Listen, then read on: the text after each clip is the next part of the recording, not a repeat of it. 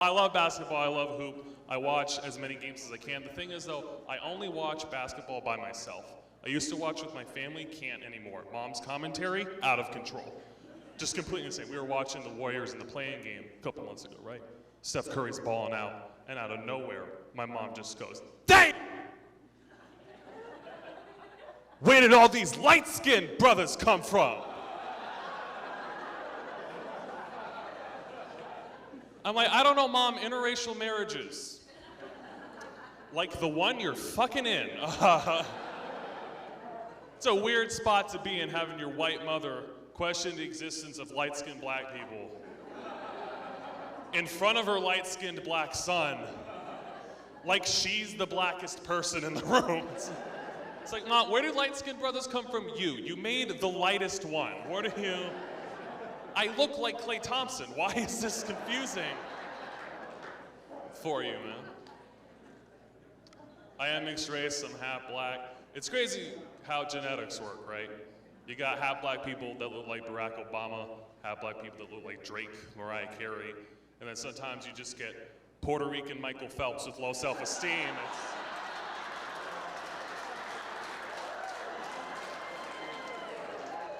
23andMe is crazy, you guys. It's out of control. It's like, my dad is black, my mom is a piece of chalk, cool, tight.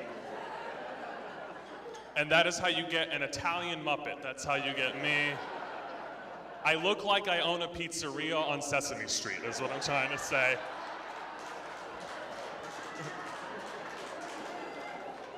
The word of the day is mozzarella. Like,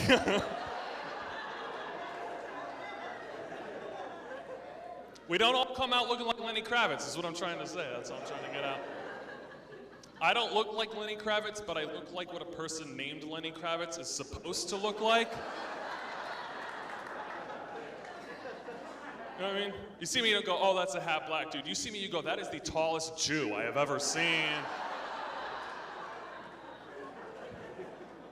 6'4" Jew, I didn't know they made him that big. I'm not Jewish, I don't know. I don't know if they make them that big. Research is still out on that one. It's confusing, man. It's confusing being black, looking like me. You don't know what you're allowed to do. I had a white friend come up to me the other day, right? He comes up and he's like, "Matt, you're one of my best friends, man. I've known you for years. I wanted to know if I could get permission from you to use the N-word." And I was like, "Dude, that is way, way, way above my pay grade." Like, I am black at an entry-level position. Like, I gotta call up my supervisor. I don't know if I've got clearance for that, you know? Like, I had to ask permission to use that word growing up. Thing is, I grew up around mostly white people, so I had to ask the one black person I did know, my dad. On God, I went to my dad one day. I was like, "Yo, Dad, am I allowed to use the N-word?" He looks at me and he goes, "No, son, you cannot use that word. You're too light-skinned." I was like, "Nigga, that's your fault." I didn't pick my white mom, Dwayne. Like, this is on you. My name is Matthew Ryan Anthony Duckett. I look like this. I have to wear Jordans or I do not count. Like, that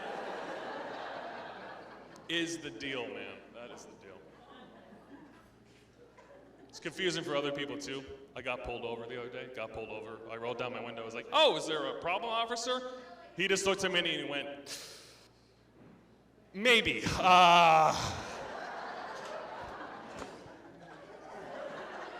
Officer Johnson, call the forensics unit. We might have a black man minding his own business."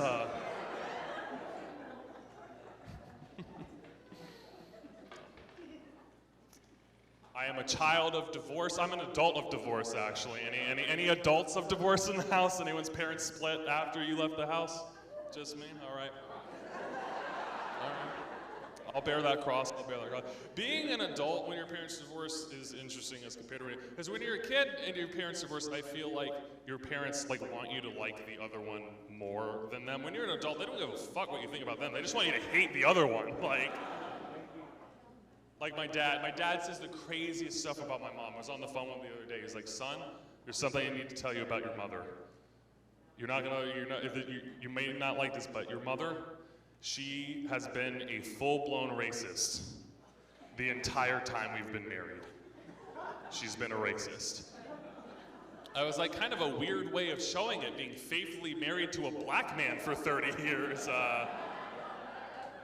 She had children with you. She made 2 more black people. That's gotta be against the rule book somewhere of being racist. I feel like that would be in like the laundry tag of like a Klan robe. Like, tumble dry low, don't make more black people. Got it. These are the rules. Divorce messes people up, man. My brother likes hockey now. Correlation is not causation, but the only thing that's changed from my brother not liking hockey to liking hockey is my parents don't love each other anymore. It makes sense because their relationship has been on skates for years. It has. Ayo. What else, man? What else? I grew up Catholic. Anyone else here? Calm down. It's too much enthusiasm. We are a rebuilding franchise right now. I don't know if you've noticed, but we're kind of the Cleveland Cavaliers of religion at the moment. Trying to figure this out, man. I grew up super Catholic, man. I was an altar boy for years. I know, not the best job to have. Not a good track record. I was this height when I stopped. That's too tall. I would get on stage with the priest and they'd be like, okay, well, he can't fuck that one, right? He can't.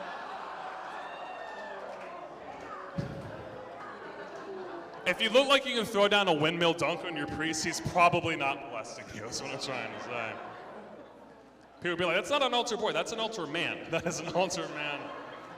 He can just drink the wine. We don't have to change it. Being black and Catholic is interesting. Being black and Catholic is like, it's like being black at a Weezer concert. It's like, yeah, you're not supposed to be there, but no one's gonna kick you out. Like, it's fine. They're happy to have you. I remember one year at my church, we had a talent show. And they made it American Idol themed, because that's what you do when you're white trash in Pittsburgh, Pennsylvania in 2007. So we have this American Idol talent show coming up. Like a month before, the priest is like giving a sermon. He's like hyping up this talent show for us. He's like, hey, we got the talent show coming up. It's gonna be a lot of fun. We're looking forward to it. It's American Idol themed. We need one more judge. We already have a Simon and a Paula. We just need one person in the church to play Randy Jackson. Is there anybody in the church who wants to be Randy Jackson for the talent show? And a congregation of 950 white people all slowly start turning and smiling at my big black dad. At my big black dad, my BBD, as I like to call him. My BBD. If you have a large African American father, please refer to him as your BBD moving forward. It'll be a lot of fun when he realizes it means big black dick. He'll be like, I have a BBD, but I am a BBD? So this church of white people was staring at my BBD.